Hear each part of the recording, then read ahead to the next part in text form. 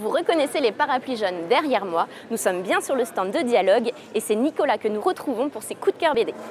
Salut Nicolas. Bonjour Laurent. Alors, Visa Transit, dis-nous tout. Eh bien Visa Transit, c'est une petite nouveauté qui est sortie il y a 2-3 semaines de ça, qui est dessinée par De Crécy, qui nous raconte un voyage qu'il a effectué avec son cousin dans les années 86.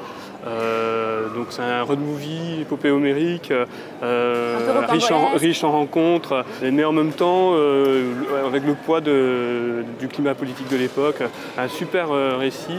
Première fois que De Crécy s'essaye un peu à l'autobiographie, et c'est une vraie réussite. Donc vivement le tome 2. Exactement, tout à fait. Très bien. Ouais. Ensuite, c'est le Château des animaux. Tout à fait.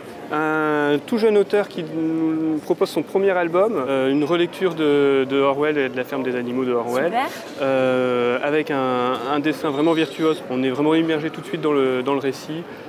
Et De Lep vient en dédicace à la librairie Dialogue d'ailleurs. Tout à fait. En novembre. Ouais.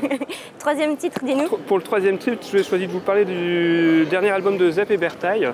Zeb qu'on ne présente plus beaucoup, qui est l'auteur de Titeuf. Une histoire de science-fiction sous fond de téléportation, super récit également, bien enlevé, en un tome, qui fonctionne bien, très très beau. Et très belle Bertaille. histoire.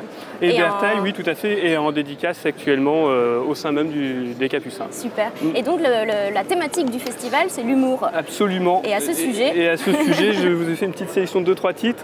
Elle a commencé par le Ravard rabatté, histoire d'un agriculteur qui va chercher l'âme sœur via les sites internet.